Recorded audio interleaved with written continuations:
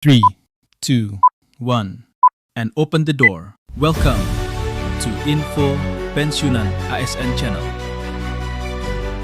Pak Dolfi dan Pak Fauzi, serta seluruh anggota Komisi 11 yang saya hormati dan saya muliakan. Perkenalkan, saya Roni. Starting 17 Desember 2024, saya diangkat sebagai Direktur Utama. Tadinya saya sebagai Direktur Investasi di Taspen sejak tahun 2020. Di sebelah kiri saya Pak Fred Sumandar, Direktur Perencanaan dan Aktuaria. Kemudian sebelah kirinya lagi Ibu Diantini, Direktur Kepatuhan dan Menris. Lalu Ibu Ovita sebagai Direktur SDM dan IT. Dalam hal ini juga dalam kesempatan kali ini beliau juga menjabat sebagai PLT Direktur Operasional. Karena Direktur Operasional kami saat ini sedang menjalankan ibadah umroh. Kemudian di ujung Ibu Rena sebagai Direktur Keuangan. Yang saya hormati juga Pak Dirjen, Pak Prima, dan teman-teman dari Kementerian Keuangan, dan juga hadirin yang berbahagia yang menyaksikan di TV Parlemen. Izinkan saya untuk memulai paparan mengenai kondisi PT Taspen saat ini. Sebelum saya mulai, yang perlu saya tekankan di sini adalah Taspen itu DNA-nya cuma dua sebenarnya. Yang pertama adalah satu, pelayanan. Yang kedua, investment. Jadi poin-poin tersebut yang nantinya akan kita highlight di dalam presentasi kepada Komisi 11. Next slide please. Oke. Saat ini Taspen melayani 7.897 peserta, di mana peserta aktifnya adalah 4,7 juta dan prima pensiun adalah 3,1 juta. Gitu ya. Jadi span of control Taspen itu menyebar di 57 kantor cabang, 17.000 titik layanan, dan kita juga bekerjasama dengan 44 mitra bayar, dan juga kita menempatkan beberapa personel kita pada 128 titik layanan pada mall pelayanan publik yang saat ini juga bertransformasi menjadi mall pelayanan publik digital. Adapun layanan kami untuk saat ini adalah yang untuk memudahkan para pensiunan ASN, yaitu adalah layanan tanpa dokumen, autentifikasi digital, Taspen Hour online service, layanan antar pembayaran pensiun kepada para pensiunan yang tidak tersentuh oleh teknologi, layanan klaim otomatis, dan layanan klaim 1 jam. Nanti akan kita elaborate lebih lanjut dari layanan-layanan tersebut. Next. Nah, sejarah dan dasar hukum tadi juga sudah disinggung sedikit oleh Pak Prima selaku Dirjen Bendaraan. Pengalihan pembayaran pensiun dari Kemenq kepada Taspen itu dimulai dari tahun 86 gitu ya, tapi baru roll out seluruhnya itu pada tahun 1990. Dan dasar hukum Taspen untuk ditunjuk sebagai pengelola program pensiun baik bersifat wajib maupun sukarela itu ada di Undang-Undang Nomor 4 Tahun 2023 tentang pengembangan dan penguatan sektor keuangan. Jadi kami bersama-sama dengan PT Asabri itu ada diatur oleh Undang-Undang Nomor 4 Tahun 2023. Adapun peserta Taspen adalah PNS Pusat, pegawai negeri daerah otonom, pejabat negara termasuk di dalamnya adalah anggota DPR, dan penerima pensiun anggota ABRI sebelum 1 April 1989, juga para veteran. Next slide. Nah, program PT Taspen Persero sebenarnya ini terbagi dalam 4, cuman 2 yang besar itu adalah THT dan pensiun, gitu ya.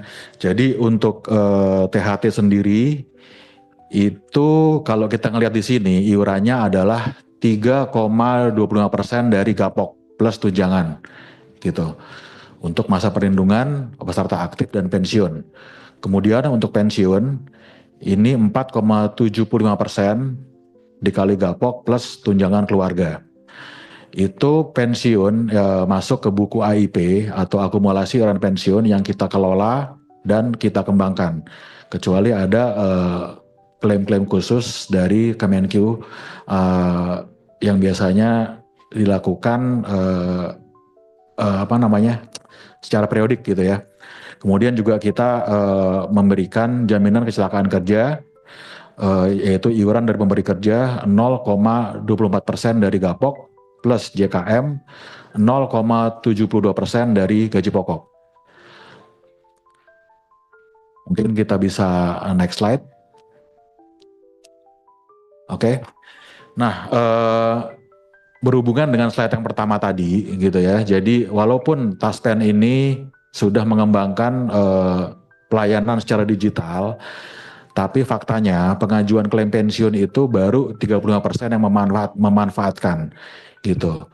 Jadi 65%-nya itu masih bersifat, kalau lawannya digital kan analog, dalam hal ini manual gitu. Sehingga itu menjelaskan juga kenapa dari 1.344 karyawan Taspen, 70%-nya itu adalah tenaga di kantor-kantor cabang di seluruh Indonesia. Karena faktanya 60% itu masih pengajuan klaim manual gitu ya. Untuk pembayaran pensiunan, untuk otentifikasinya yang dilakukan setiap bulan, itu baru 58% saja yang memanfaatkan otentifikasi secara digital. Jadi dengan HP tiap bulan kita ngelihat muka pensiunan, terus ada yang nengok kiri, nengok kanan dan segala macam, itu baru dimanfaatkan oleh 58% oleh peserta pensiunan. Sisanya hampir 42% itu masih melakukan otentifikasi secara manual. Kita paham juga kenapa para pensiunan itu masih percaya yang manual, karena ada ya masih gaptek istilahnya, terus takut salah atau takut ketipu gitu ya. Jadi masih ada juga yang melakukan oten secara manual, datang ke kantor-kantor cabang atau kita yang datang ke rumah pensiunan. Next slide. Nah, ini yang berhubungan dengan layanan khusus menerima pensiun.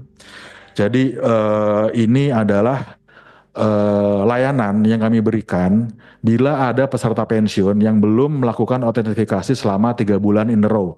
3 bulan berturut-turut gitu ya. Jadi ini yang kita datangi untuk yang manual. Terus juga untuk memastikan bahwa janda atau duda pensiunan belum menikah lagi gitu. Jadi itu yang masih dihadapi di lapangan oleh peserta Taspen. Kemudian next slide. Nah, ini adalah pelayanan kami juga. Tadi yang sudah dijelaskan dalam slide sebelumnya, layanan kunjungan penerima pensiun atau on the spot checking gitu ya. Itu jumlahnya malah kecenderungannya tiap tahun semakin bertambah. Ini manual gitu. Kemudian juga ada rekap administrasi pensiun. Ini lebih kepada kerjaan manual, yaitu pengajuan SK pensiun janda duda yatim piatu, terus penambahan anggota keluarga gitu ya. Kemudian untuk yang laporan surat pengesahan tanda bukti diri ini untuk mengetahui status menerima pensiun itu beneran janda atau gimana gitu. Kalau udah nikah lagi ya udah berarti udah nggak eligible sebagai penerima pensiunan. Kemudian mutasi pensiun itu lebih kepada administratif, yaitu mutasi mitra bayar, mutasi pindah cabang, atau mutasi pindah rumah segala macam. Itu yang masih kita lakukan juga di kantor-kantor cabang. Next slide. Nah, ini adalah penjelasan mengenai milestone inovasi di Taspen.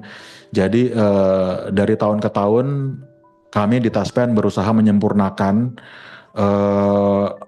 pelayanan kami kepada peserta kami gitu ya. Dan ini juga mungkin akan lebih enak kalau di slide berikutnya. Next slide. Nah, di sini terukur bahwa tingkat kepuasan peserta terhadap pelayanan Taspen itu dari tahun ke tahun semakin meningkat. Dan ini dilakukan oleh pihak ketiga. Kalau tahun 2024 lalu itu dilakukan oleh Merck Plus. Jadi selain itu juga Bapak Ibu anggota DPR yang terhormat Komisi 11 bisa juga melakukan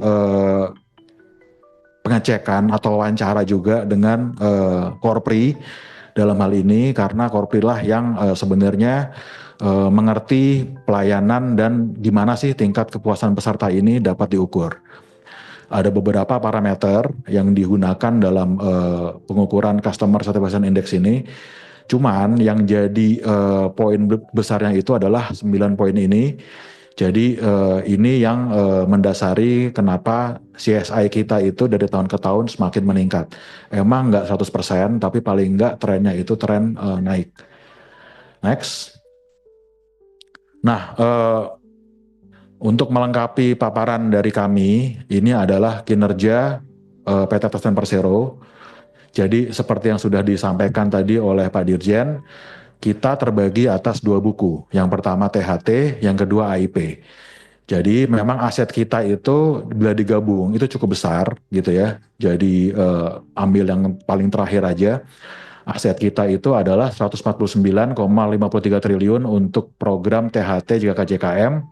Dan AIP yang dititipkan kepada Taspen untuk dipupuk itu 250,77%. Triliun, sorry.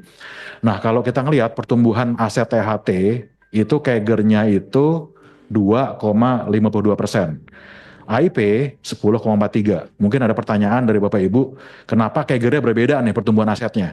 Karena gini, sebenarnya itu terlihat juga di rasio klaim, terutama di rasio klaim THT.